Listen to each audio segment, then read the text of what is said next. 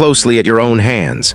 Think about how many times you have willingly tied them behind your back, simply to make someone else feel comfortable. You call it kindness. You call it being a good person. But deep down in the quiet places you avoid, you know the absolute truth. It is a terrified surrender. You are bleeding out in 1,000 invisible cuts, desperately hoping the world will someday reward your martyrdom. It won't. If you keep playing the compliant saint, you will eventually drown in the bitter resentment of your own silent sacrifices. The game is already being played around you. Are you ready to stop bleeding?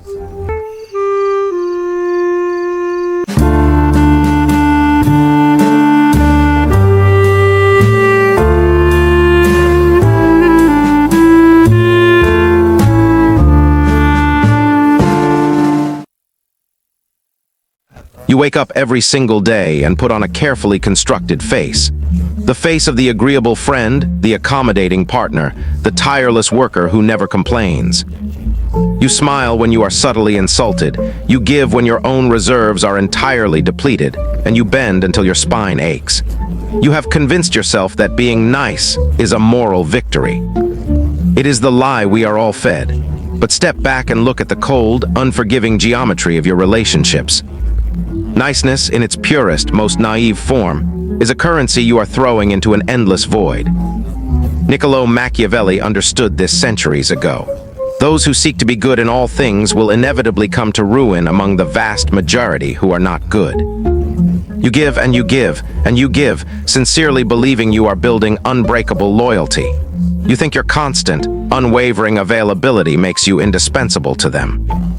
But watch what happens in the quiet, unguarded moments. Watch how their eyes slide right past you when the real decisions are made. Uncalculated generosity does not create deep respect. It creates lazy expectation. You are not building a sturdy foundation of love. You are building a prison of entitlement, and you have handed them the key. Without realizing it, you are meticulously training the people around you to devalue your time, your energy, and your presence. It is time to weaponize your goodness. The trick is not to become a monster. It is to recognize that virtue must be a controlled mechanism, not an involuntary reflex. Imagine instead offering your favor like water in a severe drought. When you give strategically, when your kindness becomes rare, calculated, and highly targeted, it instantly transforms from a mundane expectation into a profound, unforgettable gift. You stop being the reliable floor they walk comfortably across, and you become the high ceiling they must stretch to reach. You create an invisible debt. It is a psychological gravity that pulls them toward you, not out of pity, not out of habit, but out of absolute necessity. You can feel the shift already, can't you? The sudden, terrifying lightness of dropping the heavy martyr's cross and finally picking up the architect's compass.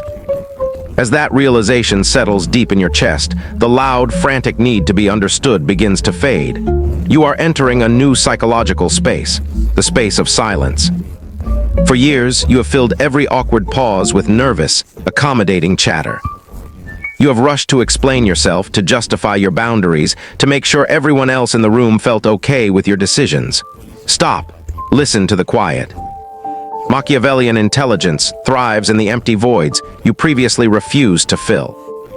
When you detach emotionally, when you pull back your reactive energy and simply observe, you force the other person to show their hand. People are utterly terrified of silence. It acts as a brutal mirror that reflects their own deepest insecurities back at them. The next time someone slights you, do not lash out. Do not explain how they hurt you. Just look at them. Hold their gaze. Let the silence stretch until it becomes uncomfortable for them. Watch them scramble to fill the void. Watch them stumble over their own clumsy justifications. Watch them reveal their true motives, simply because you flatly refused to give them the predictable script they were expecting. Absence is just as heavy as silence. You have been too present, too accessible for too long. You have cheapened the value of your own existence by making it a default, unchangeable setting in their lives. When you strategically withdraw, you trigger a primal, deeply ingrained psychological response. Human beings instinctively value what is scarce. Your sudden unavailability generates anxiety in their minds. Where did you go? What are you doing? Who are you with? Let them wonder. Let their imaginations build a version of you that is infinitely more complex and intimidating than the reality. And while they wonder, you play the most counterintuitive card of all, feigned weakness. You do not ever need to appear as the smartest or most capable person in the room. In fact, doing so is a fatal, ego-driven flaw. Let them underestimate you. Let them believe they firmly hold the upper hand. The human ego is a blinding, intoxicating force. When you subtly stroke it by appearing slightly less threatening, people immediately drop their defensive guards.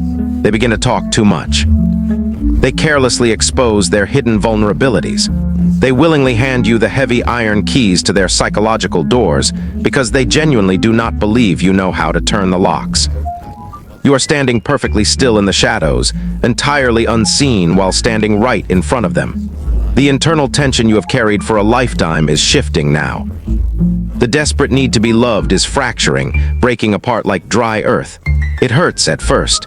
The fragile ego screams out for the warm, familiar blanket of outside validation.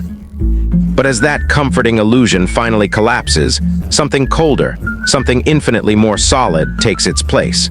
You begin to see the hidden fault lines in the minds of the people around you. You realize that human nature is not a unified front. It is a chaotic web of competing desires and secret fears. To play smart, you must learn to navigate these fractures. You do not divide people to aggressively destroy them. You quietly divide their internal certainties.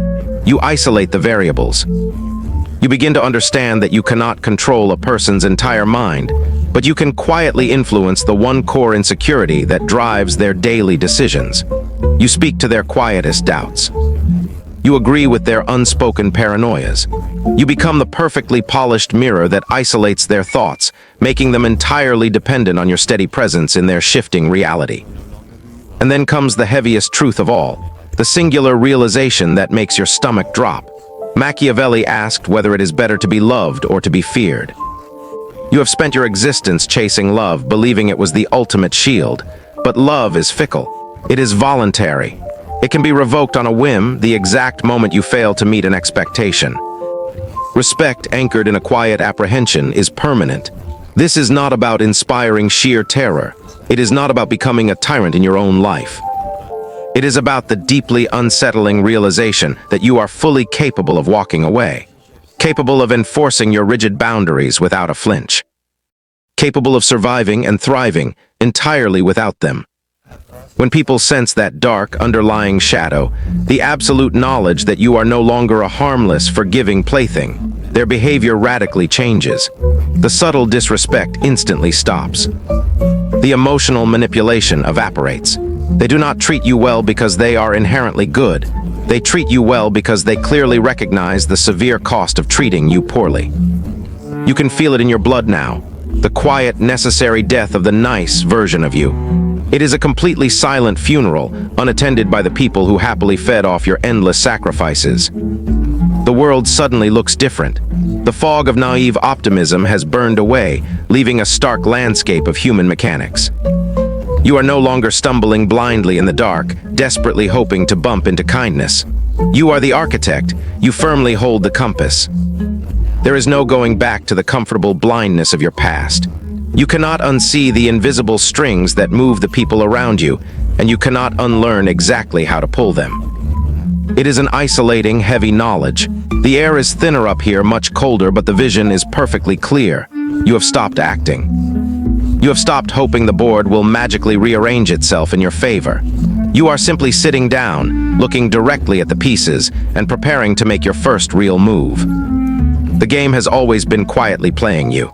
The only question that remains is, what happens now that you finally know the rules?